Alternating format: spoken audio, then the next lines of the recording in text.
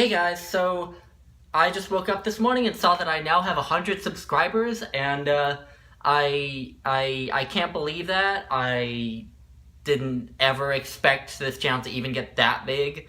So just thank you to everyone who has subscribed and commented and watched at all. And especially thank you to Curtis at Curtis Books and Films and Jess at the Garden Scriptorium for mentioning me in their videos, because I think as a lot of the people who've been commenting on my videos have said that they found my channel through your guys' channels. So I really appreciate that, and thank you for all the comments.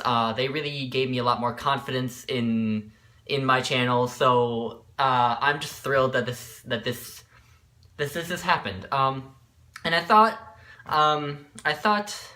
what better way to celebrate than to indulge my inner narcissist and tell you 25 bookish facts about me.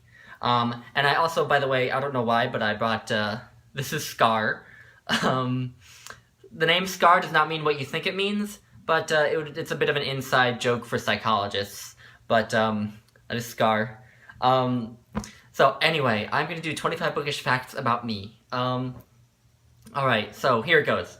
Number 1, I love to read about theories about A Song of Ice and Fire, the series, and I also love to watch theory videos about it. I can do that for hours. Number 2, I did not read Harry Potter until the summer after I graduated from high school. Number 3, I have read all of the novelizations of the Star Wars prequels, and I think they work better as novels than as films. Number 4, I do annotate my books, and I also write multiple stars in places where I find quotes that I really love. Number 5, I used to be one of those people who was very precious about their books and never, wrote in them or bent the spine or anything. But when I took a course on literature in college, I realized that was going to be hard to get through that class without at least writing in the margin. So I now write in the margin a lot, underline a lot, but I do try not to break the spine, though I don't always succeed. Number 6, I do prefer hardbacks to paperbacks, but I don't often buy them because they're expensive. Number 7, I also see a lot of the merits in ebooks, and I really like them. I just have a bit of an irrational love of the physical object of the book, which is why I still have a shelf of them. Number 8, I once read the last book in a series. It was a series of 6 books, and I read the last book in one day, and then on that same day, I lost that book.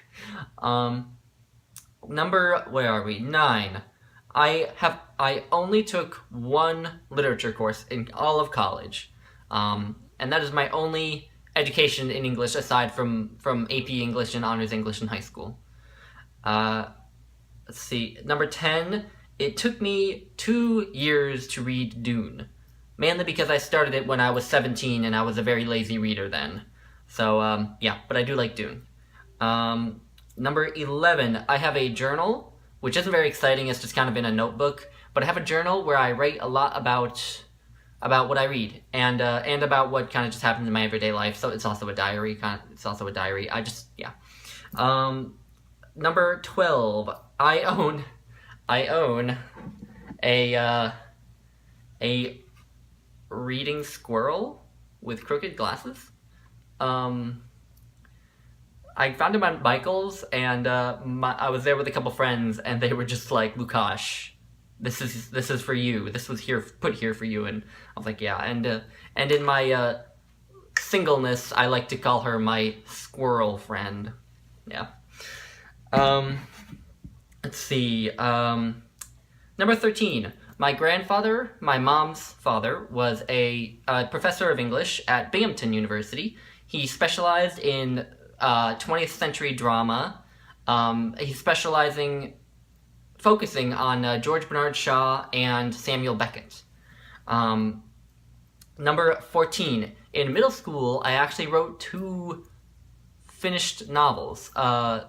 I mean, more like novellas, but they were basically rip-offs of various parts of the Lord of the Rings, Star Wars, Warcraft, and the Star Wars game Knights of the Old Republic and Knights of the Old Republic 2, which I played ungodly number of hours.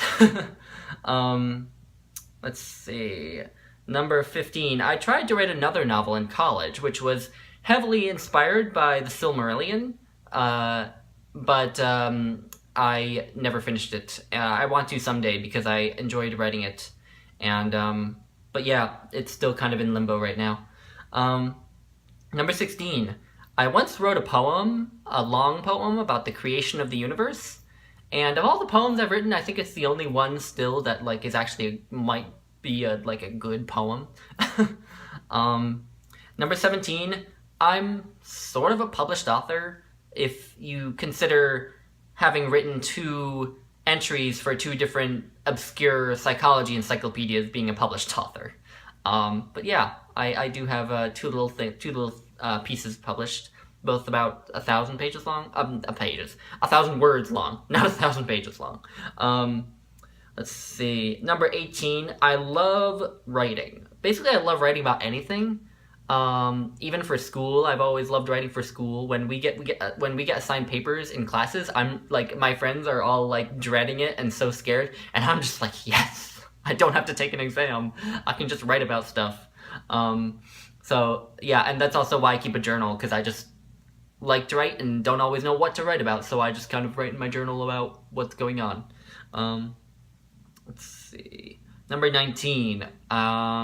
When I was younger, so through like middle school and even to high school, the majority of what I read, even though I read some novels, the majority of what I read was encyclopedias. Particularly encyclopedias of dinosaurs. I was obsessed with dinosaurs for years. I wanted to be a paleontologist when I was younger. But then also encyclopedias of religion. There was this encyclopedia of religion, one in particular that I carried around like a Bible. Get it? Like a Bible? But that's a terrible joke, I'm sorry. I read that encyclopedia of religion. I must have read it through all the way. I'm not sure. But there was that. And then encyclopedias of history, those kind of childish ones with pictures everywhere, and maps. I really loved the maps. And then encyclopedias of figure skating, because obviously I was a figure skater, and I liked to read about different techniques that are written in different books, and also I just like reading the same thing over and over again, so I would just read about certain maneuvers in figure skating that I'd done myself a million times, but just wanted to read about again anyway. Number 20, I've read the first 5 books in the History of Middle-earth series that Christopher Tolkien, J.R.R. Tolkien's son, did, where he goes through goes through the genesis of all of Tolkien's published work of the Silmarillion and the Lord of the Rings and things like that. Number 21, I have read the Silmarillion cover to cover 3 times. Number 22, I've only read the Lord of the Rings once. And it was only just a couple years ago. Number 23, I have listened to the entirety of Gary Olson's podcast, The Silmarillion Seminar. You noticing a theme here? Number 24, despite my fanatical love of Tolkien, I only just read The Hobbit last year. Yeah. And finally, number 25, complete change of topic. I haven't read a single word of the work of David Foster Wallace, although I have listened to every single interview with him available on YouTube. And yet, on top of that, I'm still not sure I ever really want to read his work.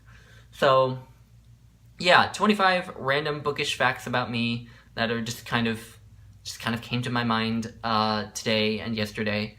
So, yeah, thank you again, everyone. Yeah, that's all I have. So, thank you guys. Goodbye.